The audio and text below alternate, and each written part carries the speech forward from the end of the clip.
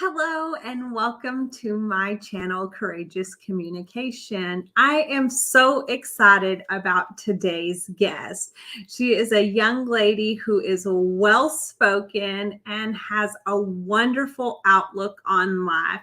Her name is Hope Santiago, and I'm excited to welcome her to the channel today. So, everyone, yay, welcome, Hope. How are you? I'm good.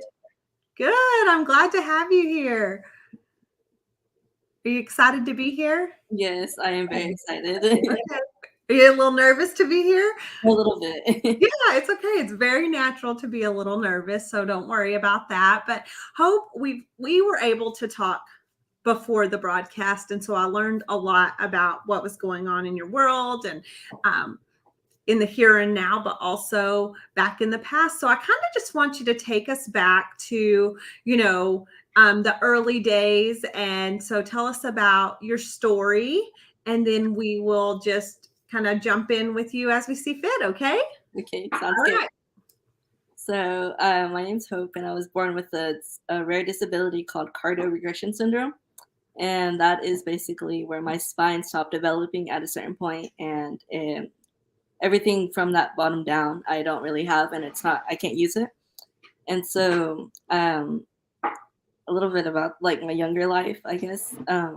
So when you say from the bottom down, you don't have it, what does that mean? Tell us a little more about Like the spine part, and then like everything down, like my hips and everything, they're not really developed fully, and so like I can't use them. that. And Okay. so also with my legs, they're not developed all the way either. So where my knee is, I can't stretch out my leg or anything, and they're just like stuck in a position. Okay.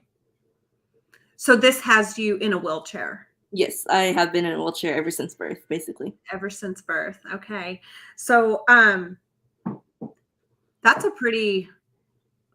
um pretty big syndrome to have, right? That's not like something that, oh wow, this is not a big deal. This is a pretty big life changing deal for you. It's been your life, but what about for your family?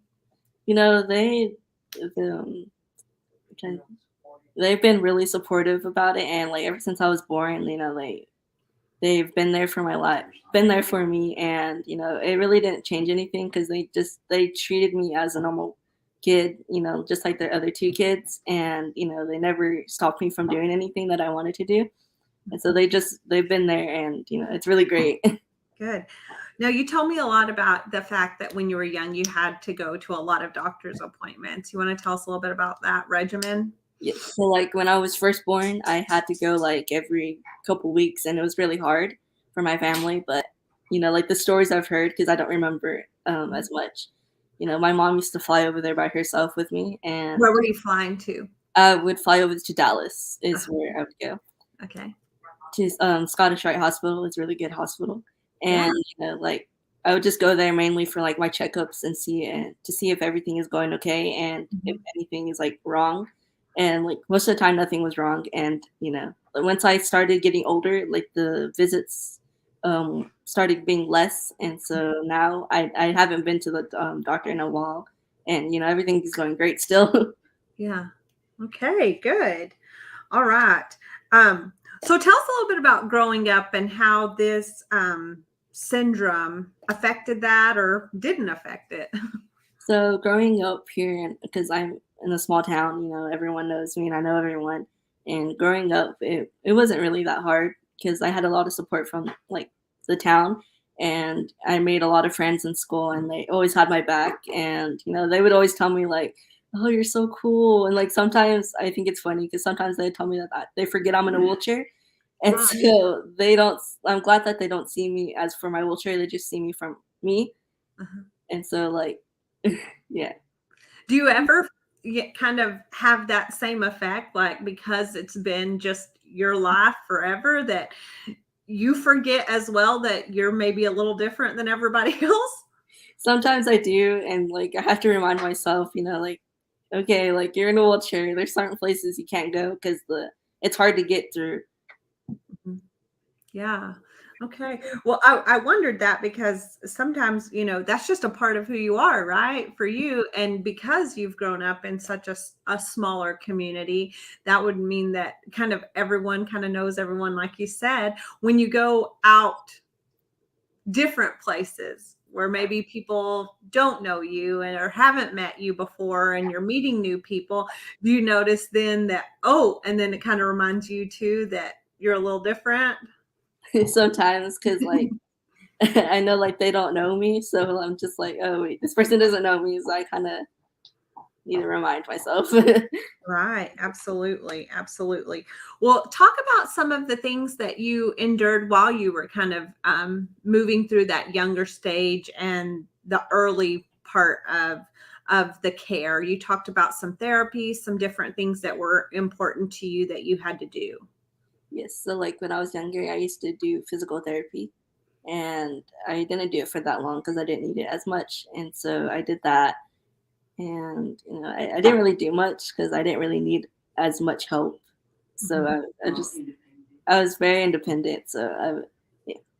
Well, let's talk a little bit about that independence because that's something that you've brought up on multiple occasions is that is really important for not only your family, but for yourself, for you guys to kind of create that mindset of independence and being able to do things as opposed to being unable to do things. So tell me a little bit about maybe where that came from with your parents and then also maybe how it has affected you.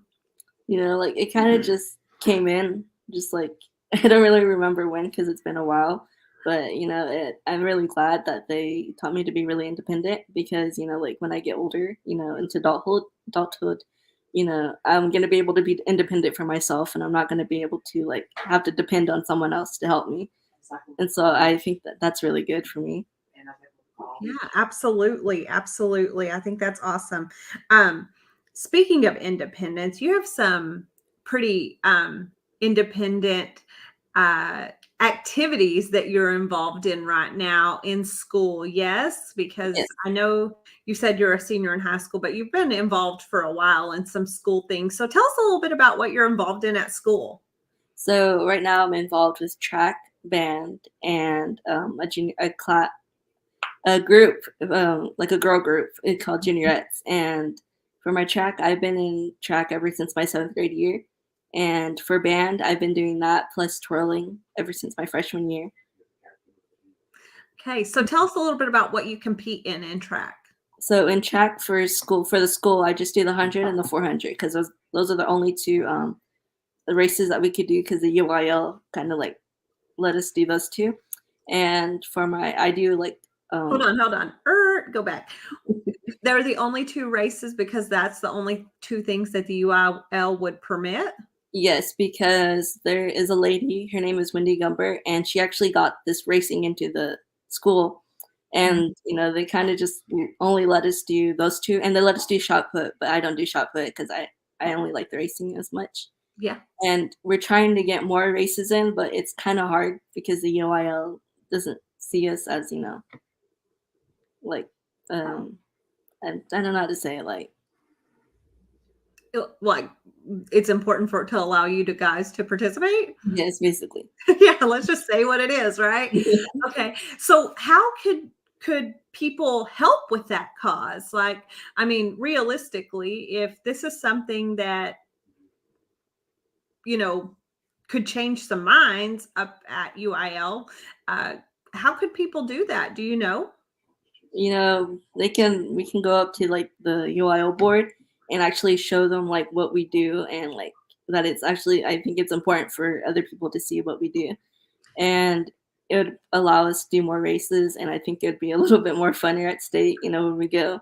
Because you only have those two races and then like the crowd goes wild still, but I think they would like it more if they saw us do a lot more races than just the 100 and the 400. Now, when you race the 100 and the 400 with the school, are you only racing other people in the chairs or are you racing against anybody? So like before I go to state, like when I do like all the local meets, Yeah. it's me and then there's this other kid that does it too, and it's just us two for now. And then Okay. once we get And then once we get to state, there's a bunch of other kids that from around Texas that Yeah. actually do the racing, and they're there too. So I get to race a bunch of other girls when I get to state. Oh, that's so cool. Awesome. Now, you and the other kid that's local to the area, uh, do you guys know each other, or is that kind of a competitive problem? Yes, we know each other. Okay. And you guys are okay with each other? I would Yes. assume when it's just two people, that can be pretty competitive. We're a little bit competitive, but it's all good. Okay, okay. Well, very good. Awesome. Well, I would hope that they will change that soon where you can be involved in more races. What races would you like to see the UIL incorporate? I would like to see like the 200 in there, and maybe like a little more long distance race, like maybe a mile or so, or like the 800. Wow, okay. Okay, well, that's interesting. I like to hear that. See, these are things that people who do not deal with this, they just don't know, right? They don't know that oh, well, we are limited to only these two events. So I think it's really important just as a state, right? Because UIL is for Texas UIL, we need to know that, and we need to, work towards getting things more adapted. Yes. All right. So I know that you're participating in that. And then, when I think of band, I think of marching band, right? And so tell me a little bit about you and marching band. So I've been a twirler ever since, and that's what I do. I do the twirling, and I go out there and I learn all the drills, and we have like our little area for band, and I actually do. I push myself and I twirl at the same time, and so like basically what we do is like I'll march to one spot and then I'll twirl, and then like we go all around the band. So it's not just like we're in one little space, and so like the band directors are really good about letting me like pick my own spots, or like if I need to go somewhere else, they're good with that. And Mhm. there's four other twirlers on the team too, and Wow. I'm actually the captain of the team as well. I love that. So do you create the routines? Well, I do, and then the other girls, we all create them together, and we get a lot of help from our coach too. Okay. And you said one other thing that you were involved in, something ets. I didn't get it. What was it? The juniorettes? Is Oh that? yes, the juniorettes. Okay. It's a girls club that I do at the school, Okay. and we go and help the community. And I also forgot to mention one more thing, but I'm also in PALS. Okay. That is also through the school, and basically what we do, we go to the younger schools and we go help with kids if they need help with like the younger kids, and I go help at the kindergarten and I pre-K. love to hear that there are still pals in school. When I was in school, uh, a long time ago when I was a little Mija, there were pals in school, and then they kind of took it away, and then it came back when I was older, and so I got to be a pal, and then I think it's kind of was gone again. So I love that some communities still have pals in school. I think that's so important. Yeah, our teacher, Miss Linton, she actually brought it back this year because we didn't have it for like 3 years, and I'm really Mhm. glad that she brought it back. Yeah, I think it's great. It kind of bridges the gap for some kids, especially if you don't have older siblings. You don't Yeah, know the older kids because you're not doing older kid things. But then the same thing is just it allows for you guys the opportunity to be a really good role model to yeah. young people. So, um, what are some of the things you do with pals? So when I go to the kindergarten, and I go because I have a certain class that I go to, Okay. so I go in there and help the kids if they need help with anything, or like I just go in there and talk to them if they need someone to talk with. Yeah. And like being in a wheelchair and going into there, I thought it was gonna be hard at first because they're little kids, they're Yeah. very blunt about what they say. Yes, they are. So when I went in there, they just kind of all stared at me and like Mhm. looked at me, and I was like, and I talked Which to is a them. very normal reaction for their age. And so like when I got in there, and they just like ran up to me, after that they stared at me and just started asking me a bunch of questions. Like, "What are And you sitting in there?" Or yeah, "What are and you doing here?" they would just stare at my chair, and I would tell them like what I have and what it is, and I would just put into like more simpler words for them since they're Yeah, much younger. kinda like And you had to do for me. yes. I've been in that class for about 3 weeks already, and now they're used to me in my chair, Yeah. and, they just love me and I love them. Do you realize how important it is that you're normalizing that for them? Like normalizing seeing someone in a wheelchair so that whenever their first exposure to that, especially when you're in a small town, sometimes we don't have the exposures. Um, and what can happen is you see something for the first time and you may be 12 years old before you see that, and then it's actually hurtful to the other person when you're young and you see it, and like you said, you knew they were going to stare at you and ask you questions, and you know but it's not as hurtful because it's out of curiosity. It's out of I really don't know. And then when you get older, it's almost can be interpreted a different way. And so I think that's really important that you are telling them what's going on with you and that you're in a wheelchair and that this is your life and that it's really normal. Yes. Yeah, absolutely. Okay, and then you said juniorettes, or am I saying that right? Juniorettes? Yes. Yeah. Okay. I'm just like making up stuff. Juniorettes are things that you do out in the community. What kinds of things do you do out in the community? So, I'm kinda new to it, so, like, I don't know exactly, but basically what we do is we go out and help the community, like, we did the Toys for Tots during Christmas, Oh, and that's so good. Yeah. yes, we did that, and then we do, a bake sale for, our school, and we raise money, Mhm. and, we do stuff like that. We just go and help the community, and we send out, like, care packages to, like, um, the military, and we go out and do that, and we do stuff like that. Oh, that's really good. That's really good. So just a lot of volunteering and extra um, help in areas that kind of sometimes seem to get neglected. Yes. Yeah, all right. So we've talked a little bit, and I asked you this earlier, but I'm going to have you explain that to us again. I've heard you say disability, throughout the conversation. And, there's a lot of times, especially in this day and age, like everybody wants to cancel everybody, right? And so everyone is very apprehensive, as like, if I say this to one person, they're accepting of it, but if I say it to someone else, they are unaccepting of Yes. it. So I've heard you say the word disability. So I just am curious about what is your viewpoint on the word disability, and why does it not bother you? So, like, to me, disability is something I have, and I can't change it, Mhm. and, it doesn't bother me to say it, like, it doesn't matter, so I like to tell other people, like, "Yes, my disability is so and so," and I think it just makes them feel a little bit more comfortable saying it too, because like, sometimes they don't know, like, "Oh, I don't know if I should say it or not," and then I'll say it, and they're like, "Oh, okay, so that's fine if I say it." Yeah. Yeah, absolutely. That's kind of what I did. I'll be real honest. I was waiting to see, and that's why I pointed it out. Like I'm all about I will wait and see, but then I will ask the question that's the elephant in the room, because I think that's the counselor in me. I can't help it.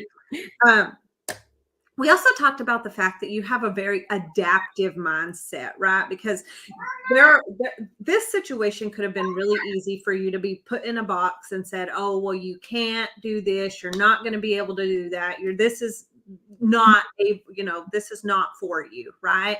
But that is not your mindset. So tell us a little bit about your adaptive mindset and how that has set you up to kind of really achieve some pretty awesome goals. So, like, with my mindset, I just think I could do it, like, there's nothing holding me back. And, if I do need a little help during it, it's okay. But, like, as long as I be able to get it done, then I'm good with that. Yeah. And, that's kind of like went on to my track wise and like my schoolwork and everything with that. Cause like, I think if I didn't have this kind of mindset, I wouldn't be where I'm at right now in my track career. Yeah. And I wouldn't be that far in it. Yeah. So your mindset is very out of the box as opposed to in the box. And Yeah. I think that's very important. And you said that there has been some encounters with situations where you felt like either people were going to put you in a box or that someone else was keeping themselves in a box and you had to help them out. So tell us a little bit about some of those things. So, like, sometimes, like, if I'm at a store or something and I'll be grabbing something, and someone will just come up and help me all of a sudden, like, out of nowhere, and I kinda like, "Oh, thanks," but, like, I didn't need the help, like, like, I'm able to do it by myself, and, like, they think they're helping, but, like, they are helping, but also in a way it kinda, like, frustrates me because 'cause Mhm. I'm like, "Well, like, I don't wanna go out somewhere where someone's helping me 24/7," Yeah. and also, like, I'll be out somewhere, like, around other people that have disabilities, and there's Yeah. some people that, like, they don't think they can do it, and Mhm. so, like, I'll go up to them and I'll tell them, like, like, "You can do it, like, look at all these other people and me doing it, like, we're perfectly fine, and, if you need help along the way, like, that's perfectly fine, you can ask us." Yeah. Absolutely. I think that's important. Your mindset has just allowed you to do that. And I'm sure that that's just set up for you by your parents and by your siblings. You told me you have two older siblings. Yes. Yes. Okay. Are they girls, boys, a little bit mixture of both? Yeah, I have a brother and a sister. A brother and a sister. Now, I want to ask you, did your brother and sister, did they take it easy on you or did they still pick on you the same way? They still picked on me just especially my brother. Especially your brother? What were some of the things they did? Well, they treated me as a normal person too, and, Yeah, like, they would just joke around with me and, say, yeah, like, normal sibling stuff to us. yeah. It's not really acceptable, again, we'll say that, to play cowboys and Indians anymore, but we played that when we were little, and I remember, like, tying siblings to trees and different things like that and just leaving. That probably not good, but definitely did that, so I understand just treating, you know, one another like just like anyone else, right? Yes. Um, so you have some pretty exciting things that have recently happened. Can you tell us about that exciting thing that just recently happened for you? Yes. So, recently, I signed to the University of Arizona in Tucson, and I will be going over there for my wheelchair, career, and I also will be studying physiology and medical sciences. Okay. Whew, I can't even say that. Okay, so we'll start with the wheelchair stuff. So tell me a little bit about how they found you, because I'm guessing since you're only getting to race two races, um, within the schools, that it wasn't through the school. So tell me a little bit about how they found you. So, like I said earlier, I'm on a team in Texas, and so we go to these meets called Junior Nationals, and they're around the U.S. And so last meet we went was Minnesota, I believe. Wow. Yes, so we went there, and the coach from the school was actually he talked to my coach that was on the team, Sal Mendoza, and they kind of talked, and Sal told him about me, and so he was actually there at the meet watching all of us. Like, he was watching more than just me, and so he was watching how we performed and how we did. And a little bit after that, he got in contact with me, and he told me that he would like to see me as a future Wildcat. And so I looked into the school, and it was really nice, and I liked it. So I applied and I got in recently. And what did you get when you got in? So I actually got a scholarship, athletic scholarship there. That is so awesome. That is so amazing. And so what will you be doing there exactly? Because you'll get to race maybe more. I mean, I know you don't know exactly what races you're going to race, but what do you hope to do there? So, like, from what I've heard from all the other kids, because I talked to some of the kids on the team, Oh, awesome. they do a lot of long distance, and so, like, I'm more of a short distance person, so I talked to the coach already, and he told me that I would be doing more short distance, so I'd be, like, more of a sprinter kinda towards mid-distance person over there. Okay.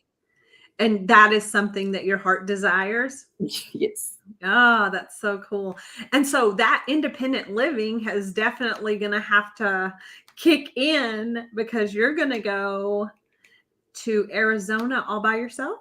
Yes, I plan to go over there by myself, and my parents are going to stay here in Monahans.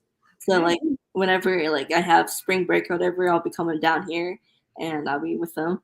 Okay. That's exciting. Okay. So I also want to focus on the other end of it, which was like medical something in physiology, I think. Was that correct? Physiology and medical science. Okay. What do you plan to do with that? What does that even So, mean? I wanted to go into like athletic trainer or something like that. Okay. And the school, it doesn't really like offer just like a certain like major just for that. Yep. So when I go into my physiology, I will learn more about the body and stuff. And so once I get through like 2 or 3 years of that, I can always transfer to like a closer school that actually does provide the athletic training part, and I can pursue my career in that. Oh, wow. Okay. Very good. That's exciting. I don't know. Do you think you'll be ready to transfer if everything's going good? I think so. I think once it gets closer to the time of me actually leaving, I'll be ready for it. Okay, very good. Okay, so what are some things you're looking forward to about the fact that you've kind of lived in this rural area where everyone knows everyone and you're about to, you know, pop yourself right out of there and plop yourself into a metropolitan area that you're going to not know really anyone except for maybe a few of your teammates. Do you have any, I mean, every student would have anxiety and maybe some stress about that. So, do you have anything like that? Any reservations? Like I'm just nervous to see if I'll make more friends there. And I'm sure I will, but like my first year there, I'm just gonna be like so stressed about getting to my classes and like trying to get there on time and get all my work in, but I think it'll be okay. Yeah, that's pretty much the normal answer for everyone. You kind of just gotta, like you said, adapt to your new area, and then it'll feel like home soon enough. Yes. Absolutely. All right. Let's see. You told me you were getting an athletic scholarship. One other thing you had mentioned though is tell us a little bit about your bike and the fact that kind of all the bike stuff. So with my bike, I've had it for the last 4 years now, and they typically only last about 3-ish, but I've kind of been pushing it towards the limit. Mhm. So with that, I actually applied for a grant for the bike, and through this organization called CAF. And basically, what that is like a little organization that helps people get equipment, adopted equipment. And so I applied, and I had to go through like all this stuff, like tell them like what I've done in the last years, like my achievements and like a Mhm. little story about me and my disability. Mhm. So they'll go in and they'll pick the people that they think deserve it. And I actually got it in 2019. I got it for this bike that I have now. Really? Yes. Oh, awesome. Well, okay. So, um, did you say calf like CAF? Yes. Calf. I've never heard of that. Okay. So, you kind of need this new bike to be able to go and do your best and at Arizona, yes? Yes. Because the next bike I'm gonna get like a different model from what I have now. Because I have an Eagle sports chair, and they're kind of like old fashioned, so they're not really updated. And so like the next one I'm gonna get is a top end, and they are really updated, and they last for a while. Okay. Wow. I don't know that I know my bike names that well. So you're very knowledgeable on the equipment you need to do well though. So that's really important. Well, what are your kind of like hopes and dreams um for this experience that you're going to have in Arizona, or is it just kind of like it all happened so fast that you're not even sure where you're at yet? Well, my dream is actually to be on our Paralympic team for the United States and represent the United States. And I like when I first get there, I'm gonna be able to qualify for the trials there my first year. And I don't think I'm gonna make it my first year because it's very hard. But Uh-huh. I think my next year I'll be able to make it, and I'm looking forward to the 2024 Paris Paralympics. Oh my goodness. That's awesome. I'm speechless. I didn't get to hear this earlier. So I love that. That's amazing. Okay. So what would you have to do to be able to qualify? Does that mean you have to win a certain amount of meets? Do you know what that means? So these trials, like when you go, you have to make a certain time, Okay. And so like for the mine would probably be I'd try out for the 100 and the 400. So Hmm. I would have to make a certain time for those, and if I do, then I'll be able to qualify for the Paralympics after Wow, those are some lofty goals. That's awesome. Paris? Yes. Oh, that'd be nice, wouldn't it? Yes, ma'am. That'd be real nice. I bet mom and dad would load up and go too. Yes, and then, like, a lot of my friends are like, "Oh, we're gonna be right behind you, supporting you. We're gonna be in Paris with you." Oh, that's amazing. Okay, very good. All right. So, mindset wise, it's been really easy for you to just kind of like, oh, well, there's a lot of things I can't do, and I accept that and move on. But that is not who hope is. Um, so tell me some things that you feel like people need to know that maybe would encourage them or help them to, you know, have some courage to try some things that are maybe difficult, maybe things that they're not going to be successful at, maybe things that seem unattainable for them. What would you tell someone like that? I would tell them, like, look into it first and see, like, all the details about it and, get into it, and once you're actually in it, whatever you're doing, if it's not fitted to you, you can make it adapted to yourself, like, you don't have to go by the rules that what they say, because like, it's hard. Huh. So kind of that mindset of like we kind of live in this black and white world where, these are the rules and this is how it has to be and it has to look this certain way and it has to be this certain way.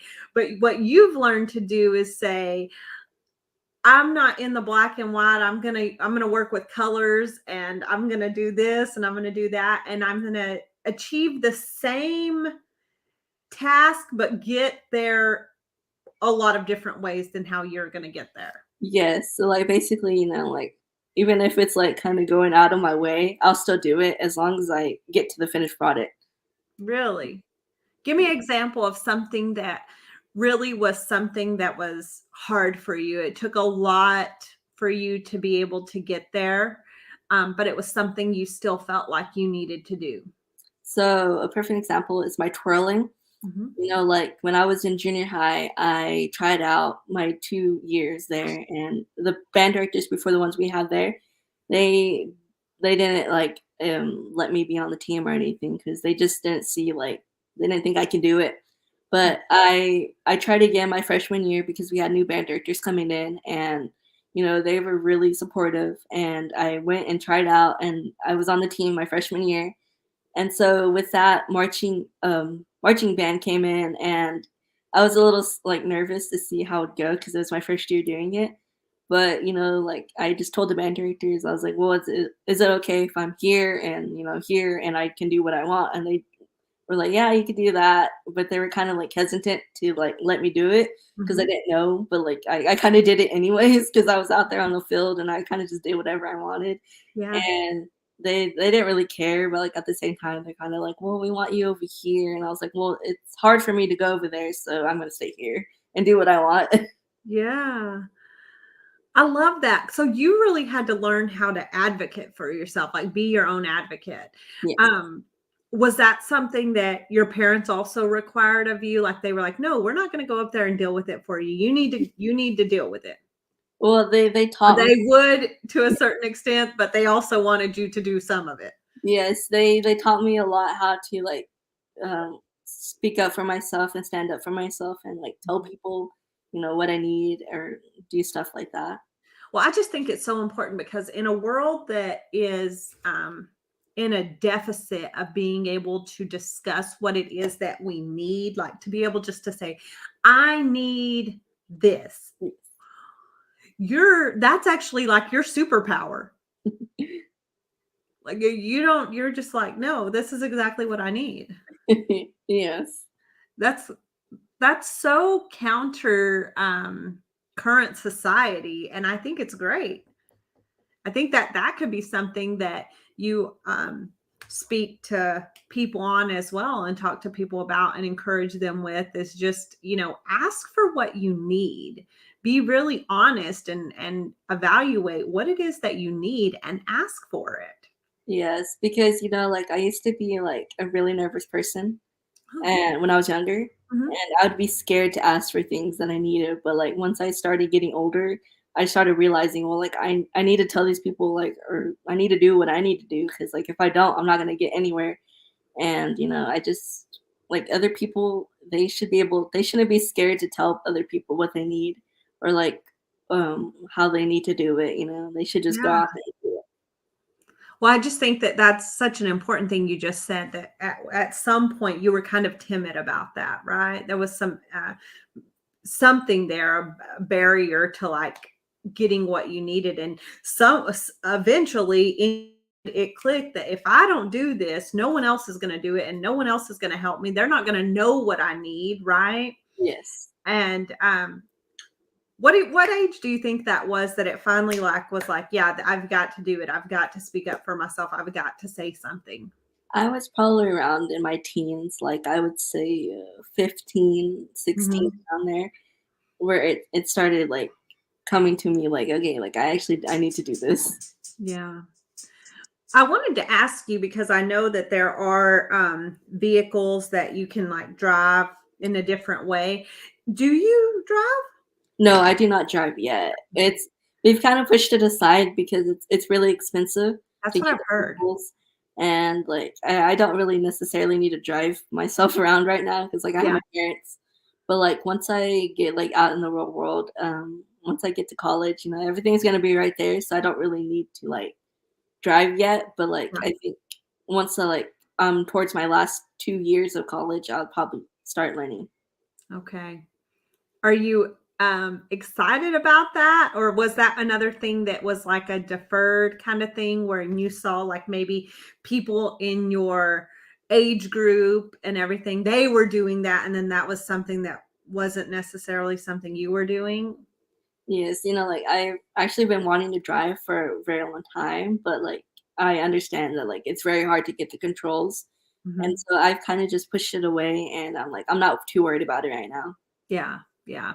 Yeah, definitely. No, I feel like you have that rational mind, right? Like you're very rational about the fact that this is a lot of money, this is a hard thing to accomplish.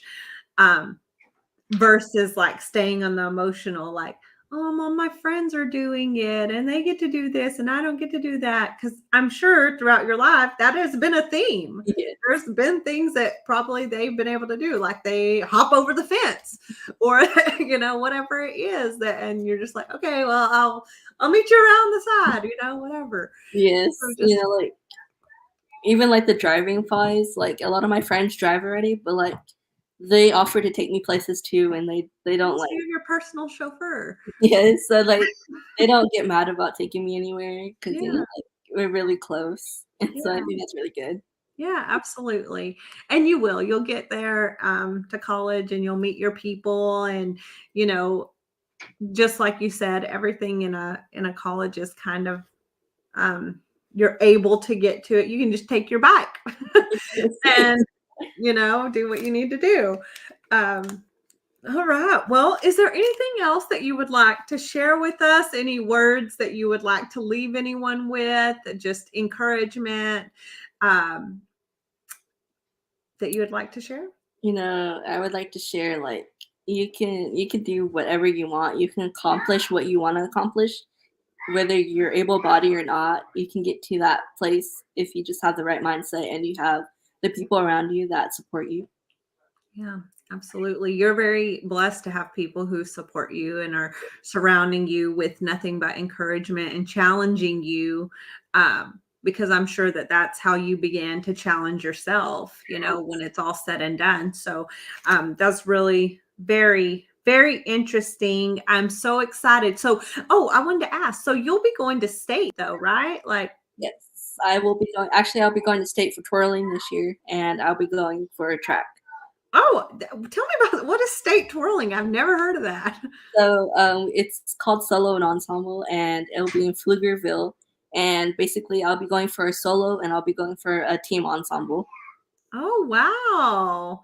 Well, congratulations. Thank And you. then you will and then you will also participate at track. Have you ever medaled at state? Yes, actually, for track, I actually won first in the 100 my freshman year, so I was the state champion. Really? And then, of course, COVID happened, so I wasn't able to go my sophomore year. But my junior year, I got third in the 100 and fourth in the 400. Gosh, okay. Well, I live in San Antonio, so whenever it's time for state track, I might just have to book it on over to Austin and check out your race. I'll let you know when it comes. Okay, that sounds really good. Well, Hope, I really appreciate you coming on and visiting with us. I think that you're just a very inspiring young lady. I think you have a whole lot of things that are going to just open up for you, and you're going to do great in Arizona. And I'm just super excited to get to know you today and visit with you and help you share your story today. Thank you. I All enjoyed it. right. I enjoyed it too. So I will go ahead and let you go. But Thank you. guys, what we'll do is just make sure that you please subscribe to my channel. And we're all done for today. So it's good to see you, and we'll see you next week.